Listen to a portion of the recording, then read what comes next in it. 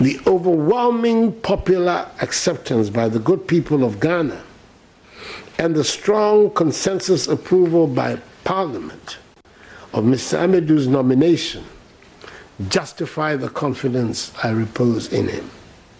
Indeed, his eloquence and grasp of issues displayed to the public during his recent vetting is further testimony of the soundness of his appointment. I want to assure him that not only will the executive, including the Attorney General, respect scrupulously the independence of his office, but will also provide him with whatever assistance is required to enable him to discharge his high duties effectively. It is a conflict situation. The board is going to insist on its authority, and the special prosecutor is going to insist on his independence. And knowing the person who has been nominated, the first few cases will have problems, I can predict. And then Martin will simply walk out, and then we will go back to square one. That is the danger. You even look through the act. There are so many. And that's Prophet John in Debugre. Right after Martin Amidu's appointment, I called him on this show, and that was his prediction, that he will check out of the office.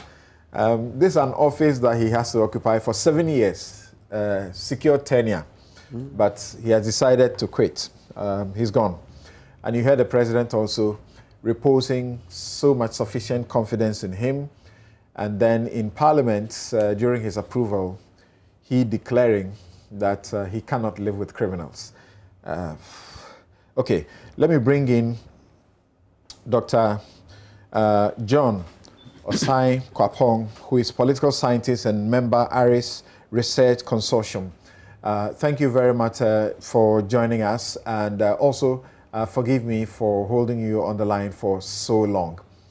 What would be your comments? Are you as disappointed as those we have heard, Emil Short, the corruption, anti-corruption, crusaders? Just almost everybody is saying they are disappointed that he should have hanged in there to resolve the issues. I don't think my issue is one of necessarily disappointment in Mr. Martin Amidu. He's a public administrator. Public administrators always feel different kinds of challenges, frustrations on the job. And when it happens, they have a number of options. They can voice out those frustrations. They can stick with it, hang in there, try as much as possible to see if things will turn around. And if they've hung in there long enough and realize perhaps they don't see a light at the end of the tunnel, it is up to them to make that choice whether they want to remain under the circumstances or they want to leave. For me, the thing that I found quite troubling was the assertion that some way, somehow, the presidency was trying to interfere with his job and the independence of the office with regards to the corruption risk assessment that he conducted.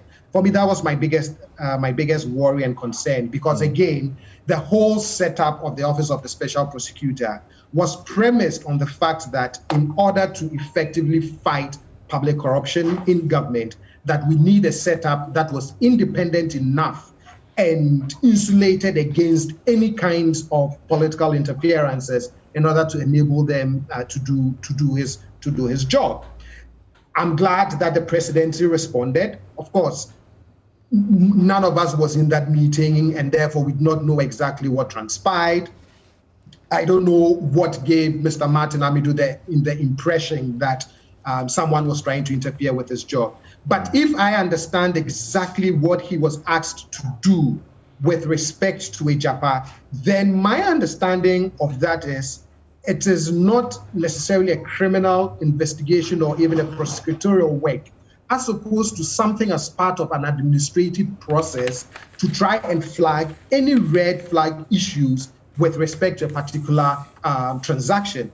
If that is the case, then I am not opposed to him showing the president the courtesy of a summary of the report, and the president then saying, for the actors involved and these issues that you have red flagged, give them an opportunity to also respond. Again, if that is how a corruption risk assessment is supposed to work. So far, it does appear that all our panelists agree about one thing, that Martin Amidu doesn't appear to have the temperament to do the job of an administrator. His credibility, integrity is undoubted, but as a litigant, fine. As a prosecutor, fine, but not as an administrator. That's where you also belong? Yes, and I think that the clarifying point that I want to make is that if the office has been designed, what has to be made clear now for me then is what are the administrative rules and processes that have to go with it? Because as Mr. Martin Amidu asserted, he was under no obligation to share this with the president, but he did as a matter of courtesy. Now, I always say that within the Ghanaian context, whenever there are no rules that says you shouldn't, the discretionary approaches, it is interpreted as then it means I can. But Doc, as a professional, is Martin Amidu right to suggest that once he's done with the audit, and this was an audit he was doing, he himself says in the report that it's not an investigation. Once you're done with an audit, can you say that you only give it to the auditee as a matter of respect, or rather as a matter of law and practice? I checked up when the issue came up earlier and there were all the debate about it. I said first thing to do is to look for the word audit. And the word audit derives from the Latin word audere, which means to hear or to listen. Who is he listening to if he's not going to give it to anybody?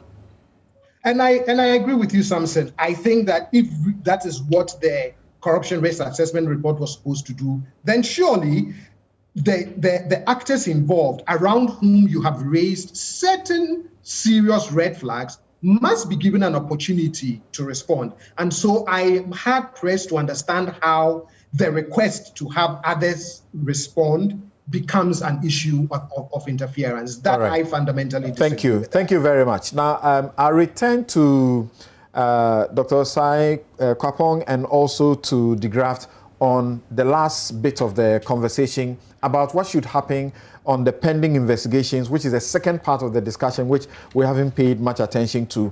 Remember, he says that he's got ongoing investigations against Ejenim Boateng Ejei, former CEO of the Public Procurement Authority, the National Lotteries Authority, Charles Bisu, members of Parliament and their loan matters. But he has officers who are seconded, who are on secondment, and some of them are being compromised. You would have read what he said about the officers who were dealing with the Ejenim Boateng Ejei matter, where they seem to have tried to, tell the guys at the Auditor General's office that there's a bit of money in it, so we can get something out of this. Yes, Kweku, on the part of the allegation of interference, where do you belong? Well, I'm not convinced. Okay.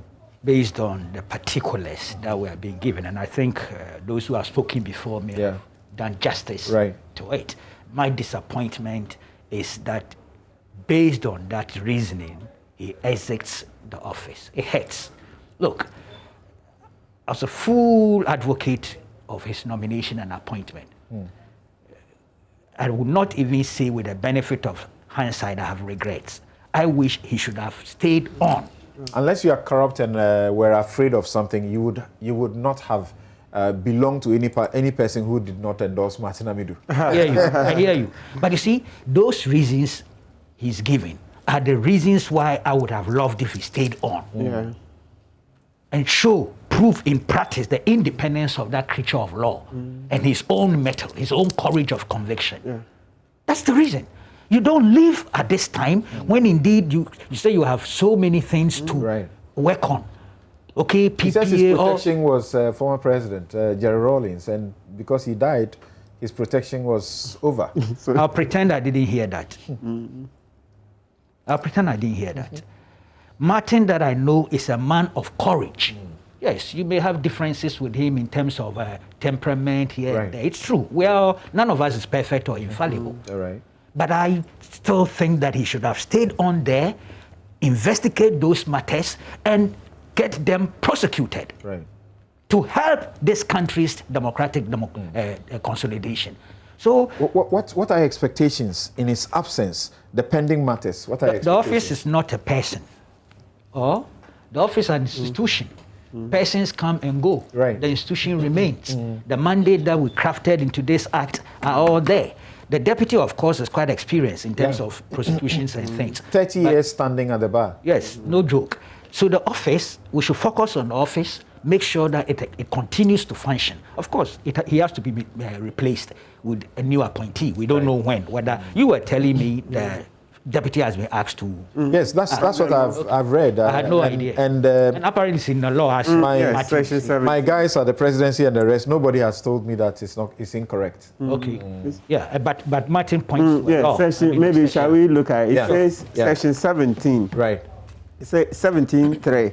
Says the deputy special prosecutor shall act in the absence of the special prosecutor, or in the event of a vacancy in the position of the special prosecutor. That's right. Yes, I'm so disappointed. You know, look, the document from Parliament, there was this aspect, criminalization of unexplained wealth. Right. The special prosecutor revealed that as part of his corruption prevention program in 2020, it plans to push the agenda for the criminalization of unexplained wealth. This will place the burden of proof on public servants and private citizens to explain their excess earnings. In the same pursuit, the possibility will be explored to empower the Office of Special Prosecutor to investigate bank accounts of persons suspected to have committed infringements against Act 959. Right. This stick there help us develop this culture. This is what is known as a non-conviction based, non-conviction based forfeiture and confiscation. And Shraj is also looking forward to, receive some guidance to be able to continue with this. But and you have been excited about this particular aspect of the Constitution. Yes, the Constitution, we've always had a look. We had a rich culture in this area. And then we stopped. Uncle Kweku, you are here, the GIAGI Commission. That's what they did. So, look, let's be candid. This federal laws, we are going to obfuscate things. We are going to make it more complex. The Constitution already provides that if you have assets that you cannot explain the source of, your income, it's deemed to be criminal. So the Article 286, Clause 4. So the question is that this law that we've had, why have we stopped using it? And yet we are clamoring for new laws. Because if you go back, GIAGI Commission, that's what they did. When Kwame Nkrumah's appointees were all hauled there. So I'm expecting, for starters, an executive order. The president should say that, look, at the end of my tenure, all my appointees should appear before Shraj. Okay? Yes, based on 286. That's the declaration of assets. Yes. No, the 4. 286 Clause 4, for your benefit, is that any property or assets acquired by a public officer after the initial declaration required by Clause 1 of this article, and which is not reasonably attributable to income.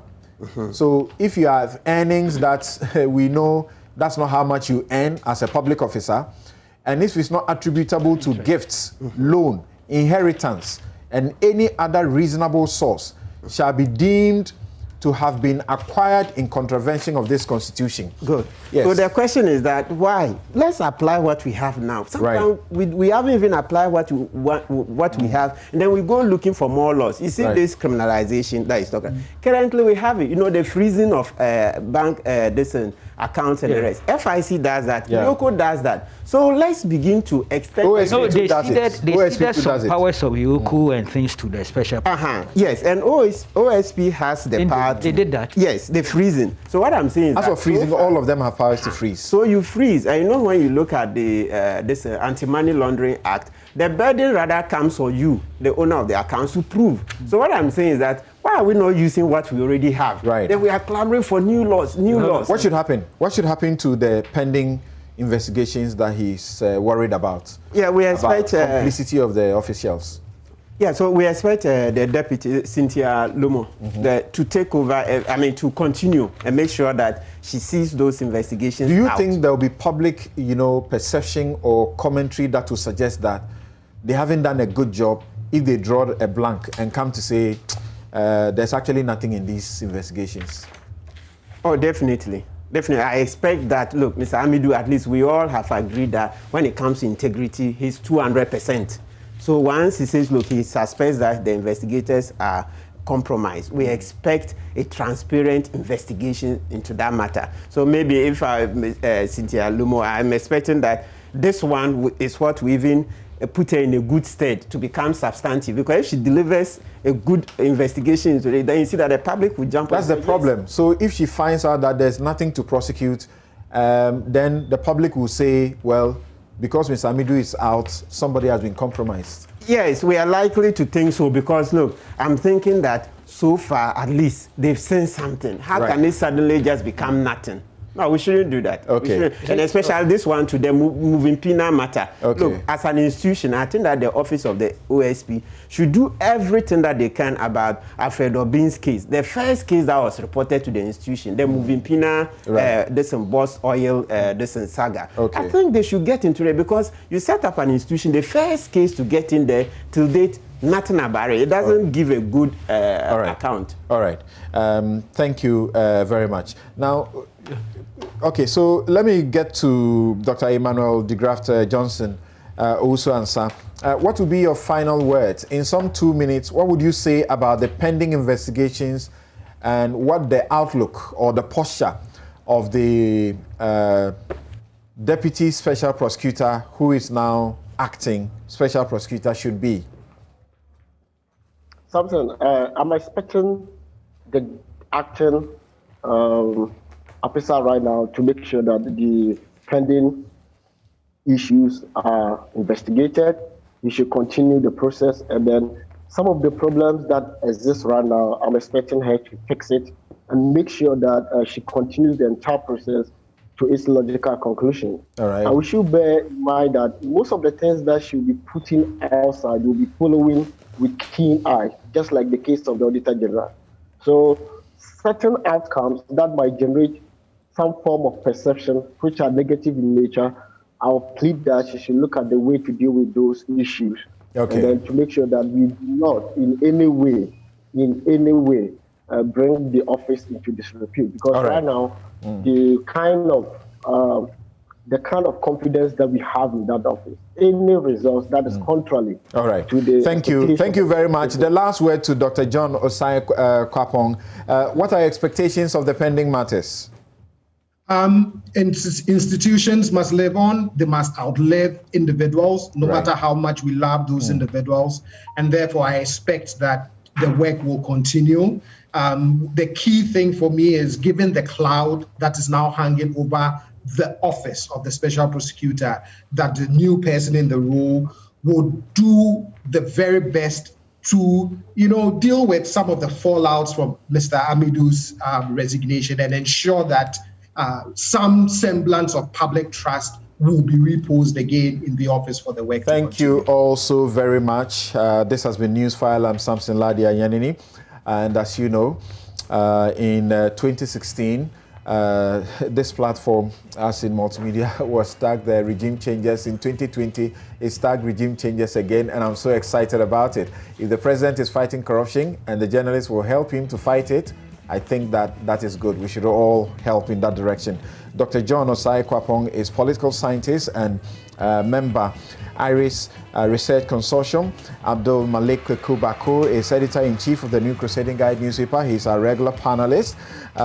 Did you hear it being said that today the panelist is skewed and some of the NDC people have problems with it? Incomprehensible. Politicians. Martin Pebu is private legal practitioner. He's also a rights activist. And when I come trouble, I don't come trouble. Okay. Dr. Emmanuel de Graft Johnson, Owusu and Sam. Of course, they haven't said they are boycotting because it's not balanced.